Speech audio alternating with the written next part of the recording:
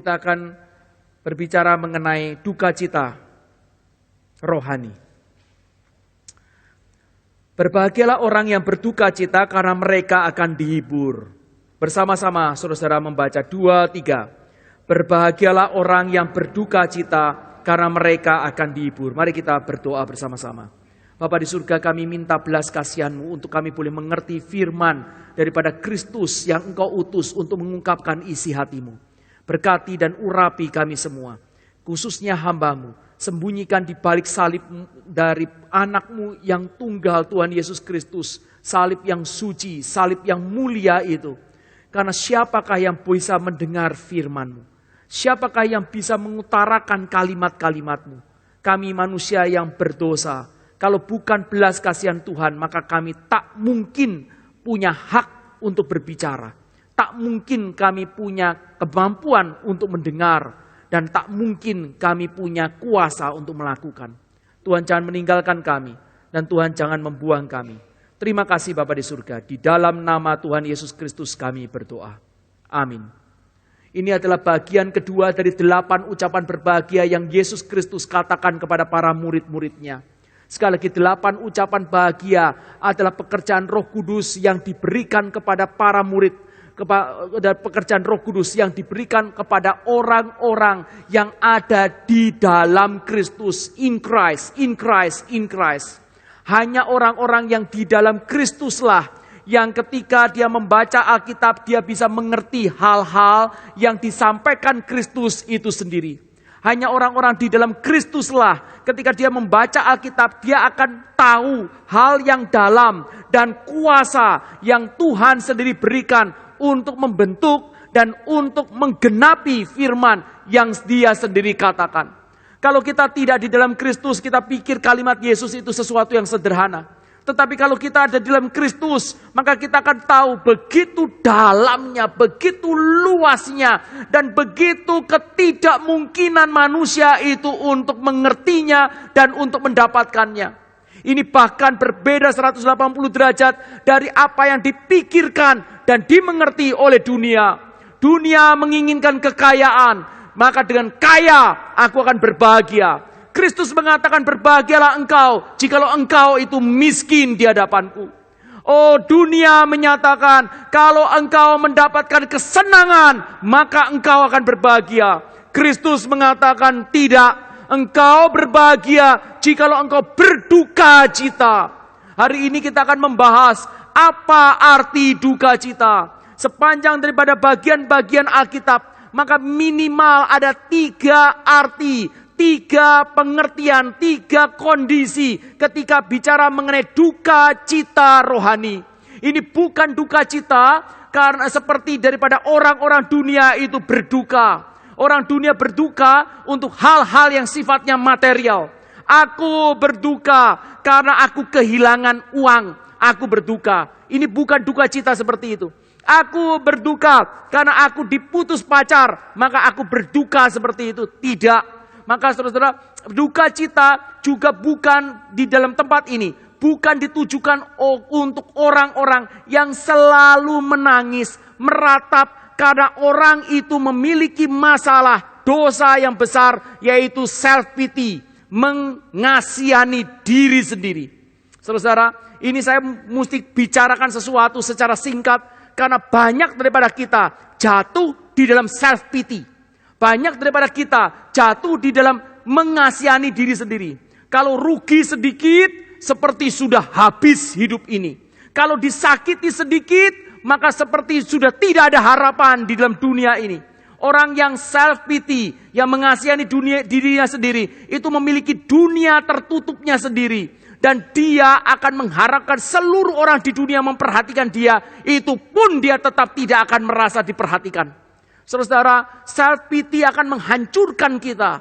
Self-pity itu artinya saudara dan saya tidak mengenal Kristus. Tidak mengenal pengharapannya. Dan tidak mengenal kuasanya untuk membalikkan hidup kita. Tetapi saudara, di dalam Alkitab, duka cita rohani bukan self-pity. Lalu, kalau itu bukan self-pity, duka cita rohani di dalamnya mengandung beberapa unsur itu apa? Yang pertama, saudara, duka cita rohani yang disebutkan di sini adalah duka cita karena dosa yang telah kita perbuat telah menjadikan kita musuh Allah yang suci. Ini adalah hal yang pertama. Aku berduka cita. Kenapa duka cita? Kamu kehilangan uang ya? Oh, bukan itu. Aku berduka cita. Kenapa? Kenapa berduka cita? Karena aku sudah berdosa dan itu menjadikan aku menjadi musuh Allah yang suci, menjadi musuh pribadi Allah. Saudara, perhatikan penekanan saya. Bukan duka cita karena dosa yang diperbuat saja, tetapi duka cita karena dosa yang telah diperbuat telah menjadikan saya musuh Allah. Saudara, saya mau menekankan hal ini. Saudara, banyak daripada kita setelah berdosa, kita akan menangis. Pertanyaannya adalah, kenapa kita menangis setelah kita berbuat dosa? Saudara, apa yang menyebabkan air mata kita keluar? Biarlah kita boleh self introspeksi. Biarlah kita boleh menguji diri kita sendiri. Kalau saya berbuat dosa, saya kemudian menangis, saya menyesal, saya meratap. Bahkan saya itu bertobat. Saya mau tanya, kenapa engkau bertobat? Kenapa engkau menyesal? Kenapa engkau meratap? Kenapa engkau berlinang air mata? Saudara, kebanyakan daripada kita, setelah kita itu berdosa, kita menangis karena adanya konsekuensi dosa itu di dunia ini. Kita menangis karena kita tahu kebodohan kita. Dan kita meratap karena ingin dilepaskan dari akibat dosa kita di dunia ini. Kita mungkin merasa malu. Kita mungkin merasa rugi. Kita mungkin akan berpikir, celaka aku. Kalau ini sampai ketahuan, aku tidak lagi bisa menjadi pengurus gereja. Celaka aku. Kalau sampai diketahuan, bahkan aku bisa masuk ke dalam penjara. Celaka aku. Kalau ini sampai ketahuan, bagaimana dengan istriku? Bagaimana dengan anak-anakku? Maka mereka akan malu dan mereka akan marah kepadaku. Mungkin aku diusir keluar. Dan seluruh akibat-akibat itu membuat kita itu meratap. Membuat kita menyesal. Membuat kita minta ampun. Tetapi saudara, perhatikan baik-baik. Itu bukan duka cita rohani yang Alkitab katakan. Yang disebut sebagai duka cita rohani adalah duka cita karena kita berdosa yang menjadikan aku menjadi musuh Allah yang suci. Ini adalah sesuatu kesadaran diri bahwa sesuatu relasi yang baik dengan Tuhan itu kemudian kita itu hianati. Relasi yang baik dengan Tuhan yang suci, yang murah hati, yang baik dengan kita, yang penuh dengan belas kasihan itu, kemudian kita itu break. Kita itu kemudian potong, kita itu kemudian hancurkan. Kita menjadi orang yang tidak bisa dipercaya oleh satu pribadi yang mengasihi kita. Saudara, ada perbedaan yang besar antara saudara dan saya itu menangis karena konsekuensi dosa di dunia ini dan menangis karena satu relasi yang sudah terputus, relasi yang kita lakukan yang mengkhianati. Menangis karena kita mendukakan hatinya. Saudara, mari kita melihat dari dua bagian Alkitab dan saudara akan bisa membedakannya. Keluaran pasal yang ke-9, mari kita lihat. Keluaran pasal yang 10. Keluaran pasal yang ke-10 ayat yang ke-16. Keluaran yang 10 ayat yang ke-16. Mari kita melihat, ini adalah satu contoh yang baik sekali untuk membuat saudara-saudara mengerti apa yang saya katakan. Maka segeralah Firaun memanggil Musa dan Harun serta berkata, aku telah berbuat dosa terhadap Tuhan Allahmu dan terhadap kamu. Ayat yang ke-17 bersama-sama, 2, 3.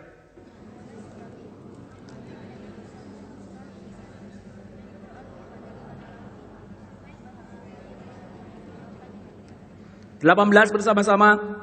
Lalu keluarlah Musa meninggalkan Firaun dan berdoa kepada Tuhan. Maka Tuhan membuat angin bertiup dari jurusan sebaliknya, yaitu angin barat yang sangat kencang, yang membawa belalang itu dan melemparkan dalam laut Teberau. Tidak ada satu belalang pun yang tinggal di seluruh daerah Mesir. Saudara, saya mau tanya apa yang Alkitab katakan? Apa yang dilakukan oleh Firaun? Apa yang dikatakan oleh Firaun? Aku telah berdosa terhadap engkau Tuhan, dan terhadap kamu. Ampunilah kiranya dosaku sekali ini saja, supaya mau dijauhkannya daripadaku. Firaun tanda kutip menyesal. Firaun tanda kutip bertobat. Firaun mengakui kesalahannya. Saudara, tetapi Firaun meratap. Firaun berlinang air mata. Firaun menjerit, cry for help. Sekarang saya tanya, apa yang kemudian menjadi pendorong daripada Firaun itu bertobat? Apa yang menjadi pendorong daripada Firaun itu berlinang air mata, menyesal? Dia sama sekali tidak memiliki relasi dengan Bapa di surga, Yahweh. Dia sama sekali tidak memiliki relasi dengan Allah. Dia itu bertobat adalah karena sudah tidak kuat tekanan, konsekuensi daripada kesalahannya, konsekuensi daripada dosanya, karena sebentar lagi dia akan mati. Belalang sudah menutup seluruh dari tanah Mesir. Dia sudah tidak lagi bisa bernafas. Dia tidak bisa lagi melihat ada kemungkinan. Dia sekarang menangis. Saudara, dan inilah yang kita banyak lakukan. Seluruhnya adalah tipuan-tipuan di dalam rohani kita. Kita berdosa. Sebenarnya di dalam hati kita tanpa kita diajarin pun kita tahu. Setiap dosa, besar atau kecil, pasti ada konsekuensi. Dan setelah kita berdosa, lalu kemudian kita meratap karena kita takut untuk melihat konsekuensi dosa yang kita akan dapatkan ke depan beberapa hari lagi, beberapa bulan lagi. Cerita seperti ini adalah cerita yang sudah berkali-kali kami dengar. Biasanya ada perselingkuhan di dalam sebuah keluarga. Ambil contoh, yang laki-lakinya kemudian berselingkuh. Dan suatu saat istrinya itu kemudian tahu. Laki-lakinya pertamanya itu langsung terus selalu bicara, mengatakan bahwa tidak, aku tidak melakukan. Sampai istrinya itu akhirnya bisa membuktikan bahwa dia melakukan. Dan kemudian apa yang terjadi? Yang terjadi adalah suaminya itu kemudian menangis. Dan bahkan banyak suami-suami yang tadinya itu seakan-akan keras itu menjadi seperti satu orang anak kecil. Menangis segugukan, menangis dengan hati yang desperate sungguh-sungguh. Dan kemudian dia memeluk istrinya, bahkan dia itu, dan istrinya kemudian menghempaskan, aku tidak mau dipeluk, aku jijik pada engkau. Dan kemudian dia pegang kaki daripada istrinya, dia cium-cium istrinya, kaki istrinya. Dia menangis, dia meratap, dia mengakui kesalahannya. Saudara, apakah itu duka cita rohani? Jawabannya adalah tidak, sama sekali tidak jika lo hanya berhenti sampai di situ. Dia hanya ingin untuk memulihkan sesuatu yang sudah retak dengan istrinya. Dia hanya ingin untuk memulihkan daripada nama baik sehingga nanti dia keluar rumah, dia bisa mengatakan aku sudah berdosa, aku sudah salah, dan istriku sudah menerima aku dengan baik-baik. Sudah that's all, sudah semuanya sudah terjadi dan tidaklah ada lagi sesuatu yang perlu dibicarakan. Dia berusaha untuk melimitasi sebanyak mungkin, sebisa mungkin daripada kemungkinan-kemungkinan orang itu tahu. Dan kemungkinan-kemungkinan daripada kerusakan-kerusakan dan konsekuensi dosa di dalam hidupnya. Tetapi itu bukan duka cita rohani. Mari kita melihat orang yang lain, 2 Samuel. Mari kita lihat 2 Samuel. 2 Samuel pasal yang ke-15. Ayat yang ke-25. Ayat ke-23 terlebih dahulu. Seluruh negeri menangis dengan suara keras ketika seluruh rakyat berjalan lewat. Raja menyeberangi sungai Kidron. Seluruh rakyat berjalan ke arah padang gurun. Dan lihat juga Sadok ada di sana beserta semua orang Lewi, pengangkut tabut perjanjian Allah. Mereka meletakkan tabut Allah itu, juga Abiatar ikut datang sampai seluruh rakyat dari kota itu selesai menyeberang. Dan berlalu berkatalah raja kepada Sadok, bawalah tabut Allah itu kembali ke kota. Jika aku mendapat kasih karunia di mata Tuhan, maka ia akan mengizinkan aku kembali, sehingga aku akan melihatnya lagi juga tempat kediamannya. Tetapi jika ia berfirman begini, aku tidak berkenan kepadamu, maka aku bersedia, biarlah dilakukannya kepadaku apa yang baik di matanya. Ayat 30, Daud mendaki bukit Zaitun sambil menangis, kepalanya berselubung dan ia berjalan dengan tidak berkasut. Juga seluruh rakyat bersama-sama dengan dia masing-masing berselubung kepalanya dan mereka mendaki sambil menangis. Sekarang saudara lihat 2 Samuel pasal 16 ayat yang kelima. Ketika Raja Daud telah sampai di Bahurim, keluarlah dari sana seorang dari kaum keluarga Saul. Ia bernama Simei bin Gera. Sambil mendekati raja, ia terus-menerus mengutuk Daud dan semua pegawai Raja Daud dilemparinya dengan batu. Walaupun segenap tentara dan semua pahlawan berjalan di kiri kanannya. Beginilah perkataan Simei pada waktu ia mengutuk. Nyalah, nyalah, engkau penumpah darah orang Dursila. Tuhan telah membalas kepadamu segala darah keluarga Saul yang kau gantikan menjadi raja. Tuhan telah menyerahkan kedudukan raja kepada anakmu Absalom. Sesungguhnya engkau sekarang dirundung malang karena engkau seorang penumpah darah. Lalu berkatalah Abisai, anak Seruya, kepada raja, mengapa anjing mati ini mengutuki tuanku raja? Izinkan aku menyeberang dan memenggal kepalanya. Tapi kata raja, apakah urusanmu dengan kamu, hai anak-anak Seruya?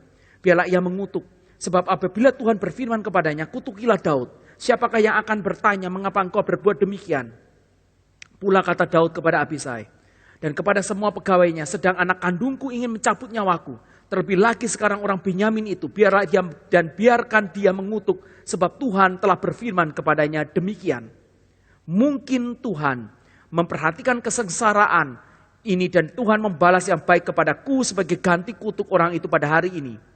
Demikianlah Daud melanjutkan perjalanannya dengan orang-orang, sedang Simei berjalan terus di lereng gunung bertentangan dengan dia sambil berjalan yang mengutuk melemparinya dengan batu dan menimbulkan abu. Saudara sampai di sini.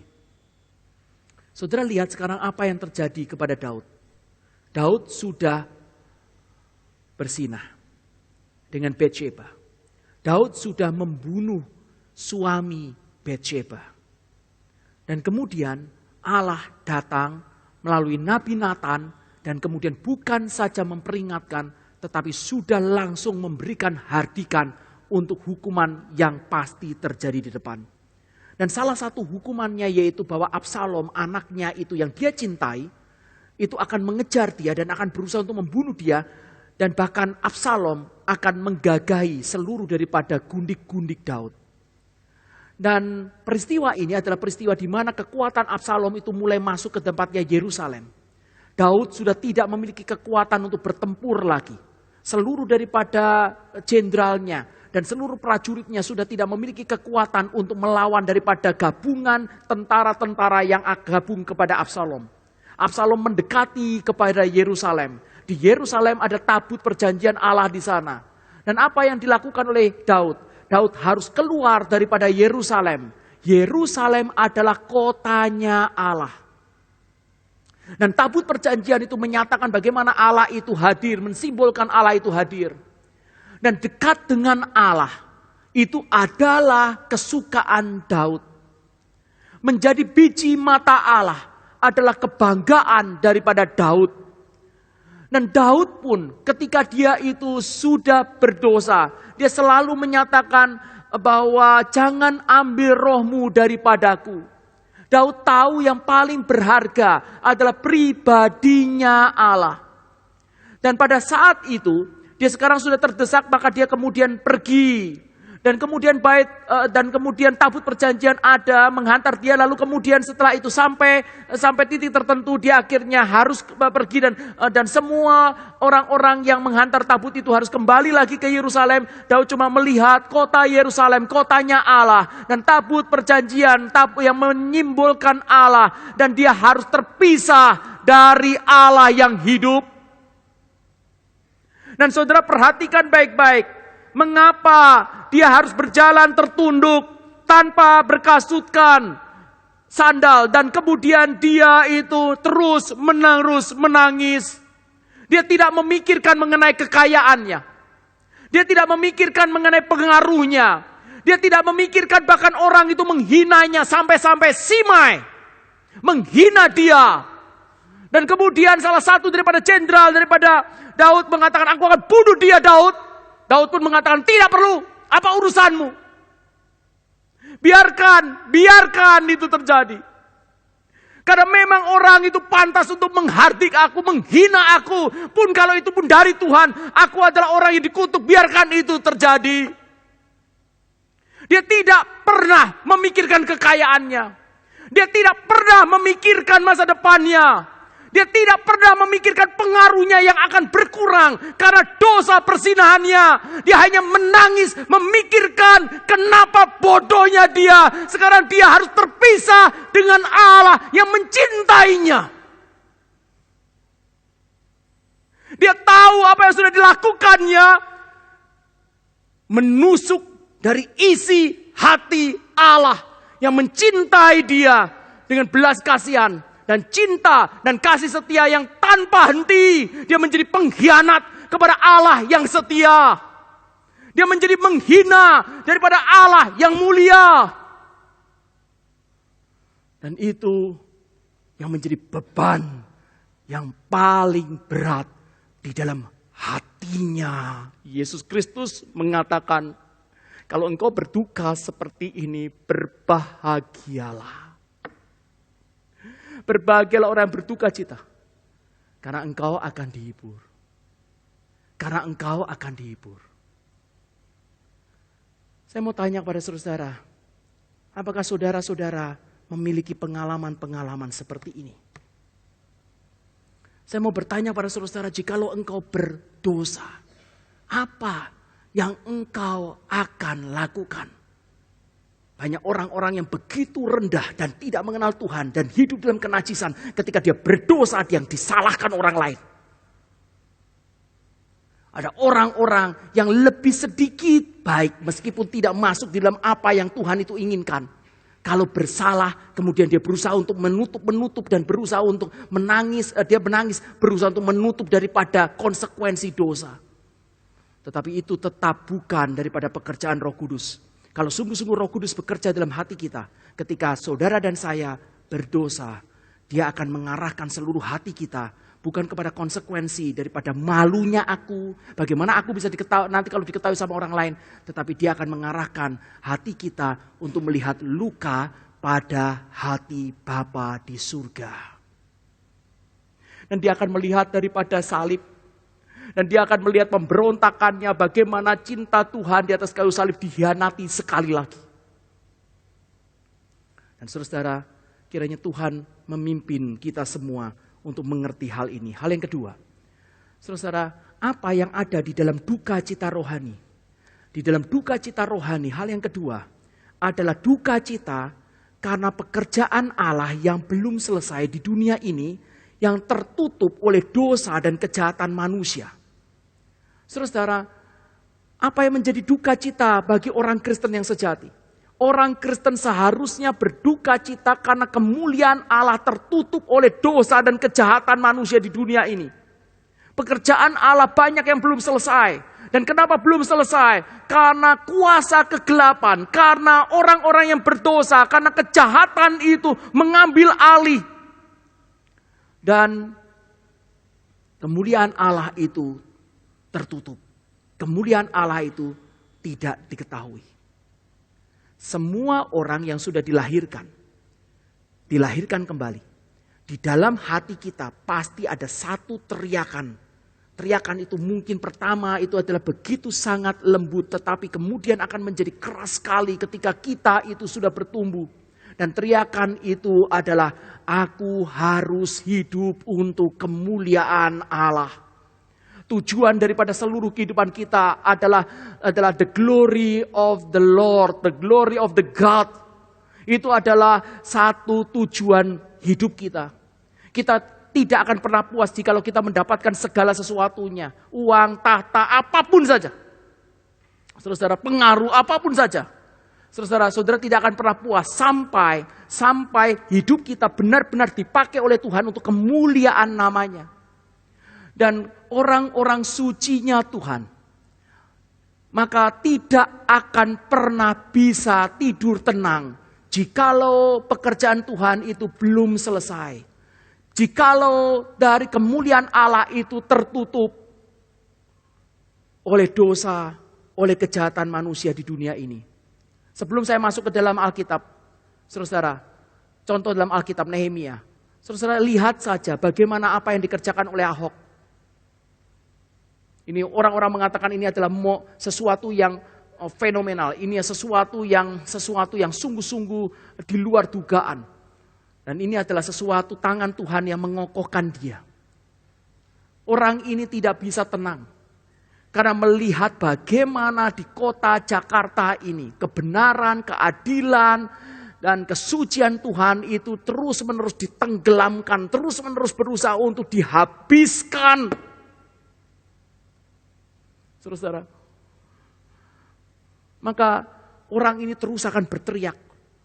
Dan berkali-kali dia mengatakan, maka banyak orang yang akan membunuh dia. Kemarin kita di dalam doa pagi kita mendoakan hal ini. Setiap kali saya dimanapun saja, saya berpikir tentang orang ini, saya terus akan doakan. Saudara-saudara, orang ini kalau saudara analisa dari kiri, kanan, muka, belakang, atas, bawah. Orang ini semuanya, semua orang di sekitar dia pengen dia mati. Pun yang mendukung dia itu untuk sementara karena masalah politik. Sebentar lagi dia berusaha untuk dimatikan. Dia membereskan daripada sungai, maka di situ banyak sekali orang-orang mafia-mafia sekelilingnya. Sekeliling daripada sungai itu yang punya bisnis-bisnis harus habis, mesti lawan dia. Ini sebentar lagi dia urusan sama 3 in 1. Maka ada mafia-mafia di dalam mobil, mafia dalam daripada jalan raya, mafia daripada orang yang mendapatkan uang karena urusan 3 in 1. Semuanya akan marah sama dia. Orang ini akan terus-menerus berusaha untuk dimatikan. Tetapi saudara perhatikan baik-baik. Orang Kristen yang bertumbuh, sungguh-sungguh bertumbuh. Maka dia menginginkan the glory of God. Sifat-sifat Allah, kehendak Allah nyata di dalam satu tempat yang dia sendiri diutus oleh Tuhan di situ. Nehemia mengerti hal ini. Di dalam diri Nehemia terjadi hal ini suatu hari. Maka saudaranya datang dan Nehemia tanya, bagaimana? Apa yang terjadi di Yerusalem? Dan kemudian saudaranya mengatakan bahwa tembok Yerusalem itu sudah terbongkar dan Yerusalem dalam keadaan yang sangat-sangat rusak. Saudara, konsep daripada orang-orang Yahudi pada waktu itu, jikalau ada satu bangsa melawan bangsa lain, maka sebenarnya adalah ada satu Allah melawan daripada Allah lain. Dan kalau ada satu bangsa itu kalah, maka Allahnya itu sebenarnya adalah kalah adanya. Dan itu artinya kalau Yerusalem masih terbengkalai, itu artinya Yahweh itu kalah. Hati Nehemia mulai mendidih.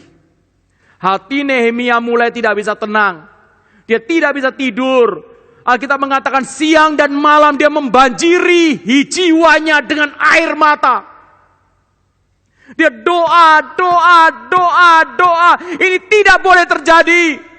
Dia berduka cita. Dia meratap.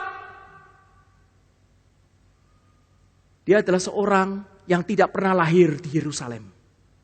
Dia adalah seseorang juru minuman Raja Artasasta. Dia ada di dalam istana Raja Artasasta. Tidak ada satu orang yang bisa menyentuh dia. Dia dilindungi oleh Raja Artasasta. Tetapi bebannya, ratapannya, duka cita rohaninya membawa dia untuk berbicara kepada raja. Raja, aku minta satu permintaan. Apa itu? Izinkan aku kembali ke tempat kota. Di mana kota dari bangsaku. Untuk membangun tembok. Saudara, ketika dia bicara seperti itu, kalau Raja Artasasta sudah tidak berkenan, dia mati. Tapi kemudian Tuhan yang memegang seluruh hati dan pikiran daripada raja-raja itu memberikan satu berkatnya. Silahkan kau pergi. Maka kemudian ketika dia pergi, meskipun dia diberikan daripada surat raja, dia keluar dari tempat raja, langsung menghadapi perbantahan, langsung menghadapi hinaan, langsung menghadapi musuh, langsung menghadapi orang yang mau mematikan dia. Sampai-sampai orang-orang itu mengatakan, engkau jangan itu nempelkan satu bata di atas bata lain. Karena nanti anjing loncat pun itu akan roboh. Dihinanya sampai seperti itu. Saudara, tetapi di dalam hati Nehemia, orang yang mencintai kemuliaan Allah, dia tidak akan bisa tenang. Dia tidak akan bisa untuk tersenyum. Air matanya terus berderai-derai. Dan dia melihat kemuliaan Allah melebihi daripada seluruh hidupnya. Aku harus menjalankan hal ini. Aku tidak bisa tenang. Aku berduka cita karena kemuliaan Allah tertutup oleh dosa dan kejahatan manusia. Kalau kita bertumbuh, saudara, kalau kita sungguh-sungguh peka akan kehendak Tuhan, itu ada pada hati kita. Itu ditanam di dalam hati kita. Kalau saudara melihat daripada misionari-misionari, saya kadang cukup sering melihat buku daripada misionari, saya baca, air mata saya terus turun. Hati saya terus remuk. Misionari adalah orang-orang yang sangat tidak berdaya. Tetapi di dalam hatinya Tuhan menempatkan satu negara. Dia kemudian melihat mengamati negara itu. Dia berdoa, air matanya berlinang-linang. Dia berduka cita, kenapa Kristus tidak dikenal. Kenapa kemuliaan Kristus tidak diketahui oleh orang-orang di sana. Dan mereka pergi dengan kapal. Berbulan-bulan mengarungi samudra raya yang bisa mematikan mereka kapanpun saja.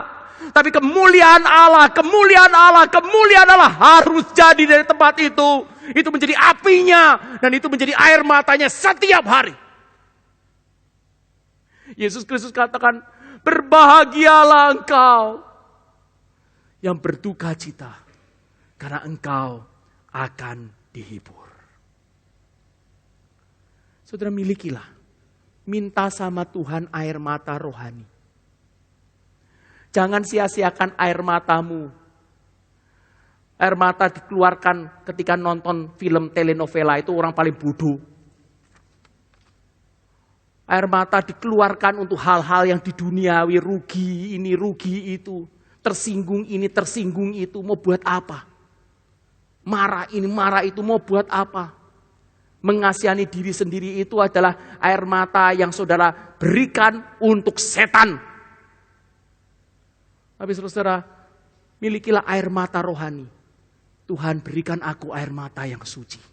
Berikan aku air mata yang kudus. Berikan aku air mata untuk meratapi dosaku yang sudah menyakiti isi hatimu. Berikan aku air mata supaya aku bisa melihat terus-menerus kemuliaan-Mu. Dan itu menjadi satu api di dalam hatiku yang tidak pernah luntur. Saudara, hal yang ketiga, duka cita rohani adalah duka cita ratapan dari umat Tuhan yang menunggu konfirmasi pembenaran dari Kristus akan iman dalam hidupnya. Saya akan ulangin. Hal yang ketiga, duka cita di sini adalah duka cita atau ratapan dari umat Tuhan. Kita semua yang menunggu konfirmasi pembenaran dari Kristus akan iman di dalam hidupnya. Saudara-saudara, tahun demi tahun berganti. Dan sejak dunia dimasuki oleh dosa, maka dunia ditandai dengan sejarah umat Allah yang dianiaya. Orang-orang yang menjaga kesucian, kebenaran, dan hidup yang lurus di dalam Kristus akan terus-menerus disalah mengerti, difitnah, diumpat, dianiaya, dibunuh oleh dunia ataupun oleh orang-orang palsu di dalam gereja. Kalau saudara-saudara perhatikan daripada aniaya di dunia ini, maka aniaya pembunuhan orang-orang Kristen. Bahkan saudara bisa lihat Afghanistan, Pakistan, Syria. Dan bukan itu saja, kesucian itu diejek kalau saudara pergi ke Australia atau beberapa negara yang lain bahkan. Saudara akan melihat pawai orang-orang yang mendukung daripada homoseksual, orang-orang yang mendukung daripada transgender LGBT. Itu akan pawai sampai berkilo-kilometer sampai malam hari. Dan bukan itu saja, dan aniaya itu pun terjadi bukan saja di dalam dunia ini, bahkan di dalam gereja. Orang-orang liberal dan banyak akan mengeluarkan daripada orang-orang Injili di dalam gereja. Dunia ini ditandai gerakan yang ingin bebas daripada hati nurani Alkitab dan Allah. Kemarin saya dapat kabar beberapa daripada kabar yang menyatakan bahwa sangat mungkin beberapa dari sekolah-sekolah yang ada di Amerika, dan saya mendapatkan kabar kemungkinan juga di Australia, yang tidak mendukung LGBT. Sekolah-sekolah swasta tersebut akan tidak lagi mendapatkan kucuran dana daripada pemerintah. Dan kalau itu terjadi, maka uang sekolah dari anak yang ada di sekolah Kristen akan naik. Kalau itu terjadi, maka orang tua sekarang harus kerja lebih keras. Apalagi kalau saudara pergi ke tempat yang Australia. Mendapatkan uang yang paling tinggi nilainya adalah di hari Sabtu dan hari Minggu. Di mana hari untuk keluarga dan juga untuk hari untuk Tuhan. Dan saudara bisa lihat, karena urusan daripada LGBT akan menggeser seluruh prioritas yang ada. Karena akan bersangkut paut dengan uang. Saudara perhatikan, mereka akan menggunakan apa saja, dari senjata, pena yang menjadi pedang, mimbar universitas menjadi mimbar khotbah, dan kefasihan bahasa untuk membengkokkan kebenaran. Kalau saudara-saudara melihat daripada bagian-bagian ini, saudara akan melihat dan mengerti apa yang Yesus Kristus itu katakan kepada para murid yang sebentar lagi ditinggalkan oleh Yesus. Kamu akan meratap, kamu akan menangis, dan dunia akan bergembira. Sekali lagi, Alkitab mengatakan, kamu akan meratap, kamu akan menangis. Tetapi dunia akan bergembira. Saudara perhatikan beberapa data ini. Elia itu diliputi kegentaran karena harus sembunyi daripada kejaran Isabel. Dan Allah menyatakan ada 7.000 umatku yang tidak pernah menyembah Baal dan yang mulutnya tidak pernah mencium Baal. Di mana 7.000 orang itu? Orang itu adalah orang-orang yang tersembunyi. Apakah ketika mereka tersembunyi itu mereka bisa sejahtera hidupnya? Apakah mereka bisa tertawa terbahak-bahak? Apakah mereka bisa senang hidupnya? Apakah mereka bisa menikmati hidup? Jawabannya adalah tidak mungkin. Orang yang mau suci tidak mungkin bisa menikmati hidup yang nyaman di dunia ini. Hidup mereka sulit. Apalagi Baal adalah disebut sebagai dewa kemakmuran, giver of life, dewa yang memberikan kehidupan, dewa yang memberikan kesuksesan. Saudara, kalau saudara melihat di dalam perjanjian baru, akan sama dengan perjanjian lama. Alkitab mengatakan, Kitab Wahyu mengatakan jika tidak ada tanda 666 di dahi dan di tangan mereka, mereka tidak bisa membeli atau menjual. Saudara, saya tidak akan menjelaskan apa itu 666 secara detail di dahi dan di tangan. Tetapi saudara, secara singkat saja, 6 adalah angka manusia. 666 itu artinya manusia itu diangkat sedemikian rupa atau self-center. Diangkat sedemikian rupa. Dan di dahi dan di tangan. Saudara, banyak mengatakan bahwa itu adalah barcode, banyak mengatakan itu adalah angka sungguh-sungguh 6. Saya sendiri mengatakan itu sangat tidak mungkin. Karena setelah daripada ayat itu dikatakan bahwa orang Kristen yang dipelihara itu di dahi mereka ada nama Bapa mereka. Saudara, kembali lagi, 666 di dahi dan di tangan. Itu menyatakan bahwa orang pada akhir zaman tidak akan bisa mengadakan sesuatu transaksi ekonomi atau tidak bisa untung jikalau mereka tidak berpikir dan dia tidak melakukan atau tidak bekerja dengan prinsip self-center yang diangkat. Saudara harus menipu untuk mendapatkan uang. Saudara harus meninggikan diri untuk saudara bisa bertransaksi ekonomi pada akhir zaman.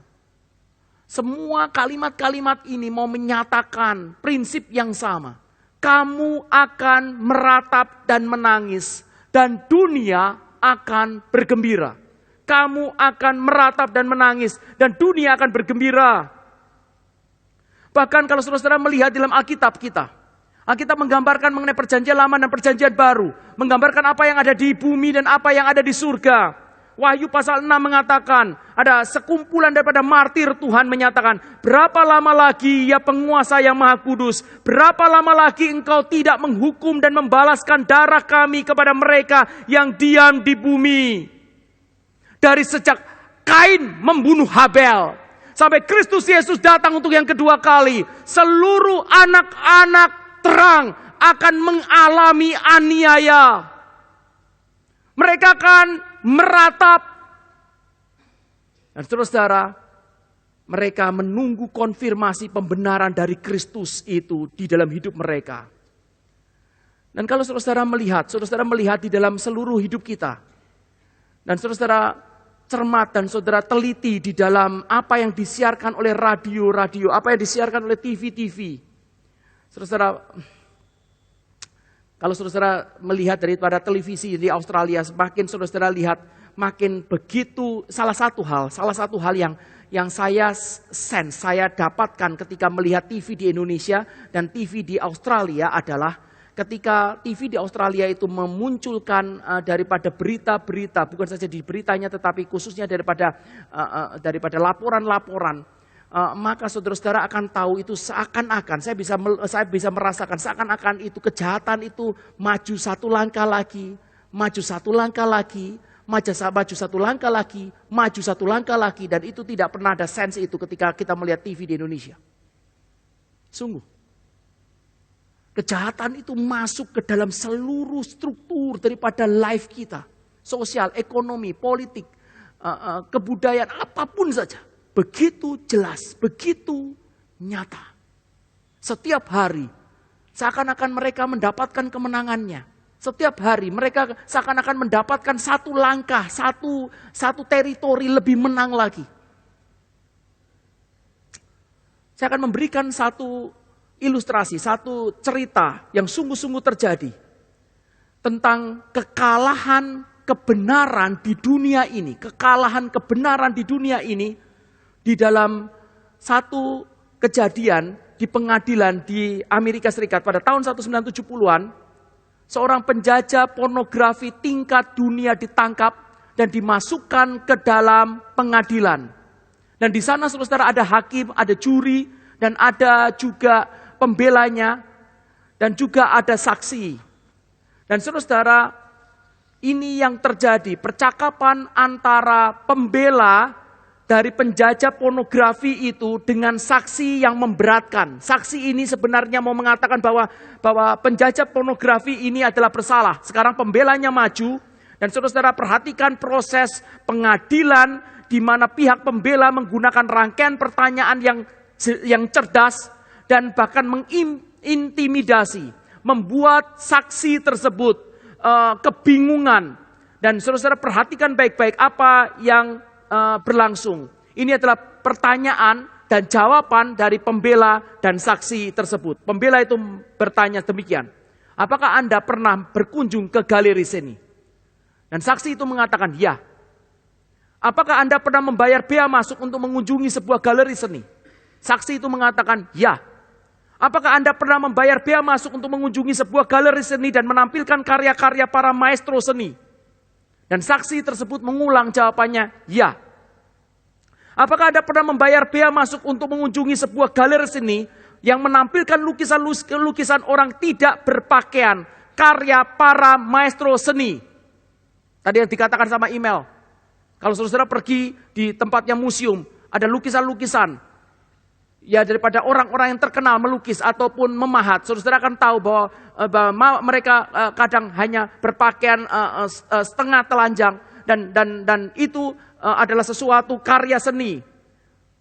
Maka pembela orang yang menjajakan pornografi tanya, apakah Anda pernah membayar bea masuk untuk mengunjungi sebuah galeri seni yang menampilkan lukisan-lukisan orang yang tidak berpakaian, karya para maestro seni? Dan saksi itu mengatakan ya. Tetapi saudara, setelah itu inilah strateginya.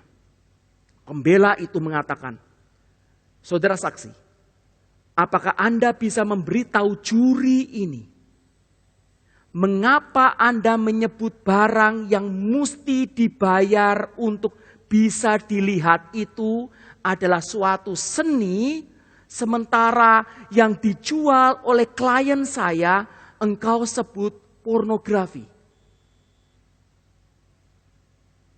Yang dijual oleh klien saya engkau sebut pornografi.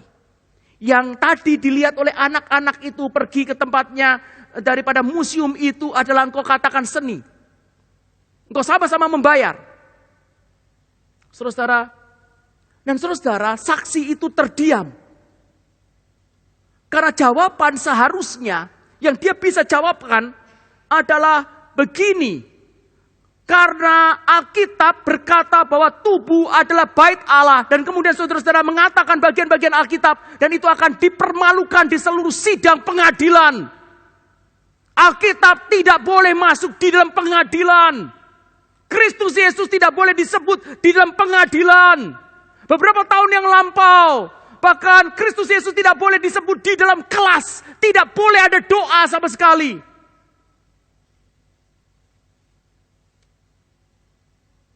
Kalau saudara-saudara melihat daripada zaman ini bergerak, maka saudara setiap hari saudara akan menemukan satu bagian teritori lagi dikuasai oleh setan. Satu bagian teritori lagi dikuasai oleh setan. Terus menerus seperti itu. Yesus bahkan mengatakan, berdoalah demikian, deliver us from the evil one. Lepaskan kami dari yang jahat Tuhan. Dan ketika seseorang itu berdoa, lepaskan kami daripada yang jahat, orang itu, saudara bisa bayangkan, orang itu sedang tersenyum, lepaskan kami dari yang jahat Tuhan. Tidak, dia akan meratap, dia akan berduka cita. Dia akan berduka cita, dia akan menangis. Lepaskan kami daripada yang jahat Tuhan. Saudara, sampai saat ini bahkan, seluruh dunia ini terus menerus meragukan, apakah kesaksianmu benar, hai orang Kristen? Apakah sungguh-sungguh Maria itu melahirkan Yesus itu masih perawan, hai orang Kristen? Mereka mencemooh. Apakah yang disalib itu benar Yesus? Bukankah itu ada teori mengenai Yudas? Mereka akan mencemooh kita. Hai orang Kristen, perhatikan bahwa Yesus sendiri tidak pernah berbicara bahwa dia Tuhan. Pauluslah yang membuat Yesus adalah Tuhan dan menyebarkannya dan membuat agama Kristen. Hai orang Kristen, kau mengatakan bahwa Yesus itu Tuhan. Bahkan aku mengatakan bahwa di dunia ini dan di luar dunia ini tidak ada Allah. Saudara-saudara, semua orang Kristen makin berjalan waktu, makin berjalanlah waktu, akan berusaha untuk dipojokkan sedemikian rupa. Dan evil akan berusaha untuk mengikat daripada mulut kita. Deliver us from the evil. Dan Yesus Kristus mengatakan, jikalau engkau berduka cita, hai umatku, menunggu konfirmasi pembenaran, dan itu adalah harapan, menunggu konfirmasi pembenaran dari Kristus akan iman di dalam hidupnya, maka Alkitab mengatakan, berbahagialah, berbahagialah, karena pengharapanmu itu tidak akan sia-sia. Berbahagialah, sejarah akan membuktikan apa yang dinyatakan oleh firman itu adalah benar adanya. Sejarah akan membuktikan suatu saat. Sejarah akan membuktikan apa yang dinyatakan oleh firman itu. Meskipun firman itu berusaha untuk dibungkam. Tetapi firman itu benar adanya. Langit dan bumi akan berlalu. Tetapi firman Tuhan akan tinggal tetap. Berbahagialah orang yang berduka cita. Karena mereka akan dihibur. Mari kita berdoa.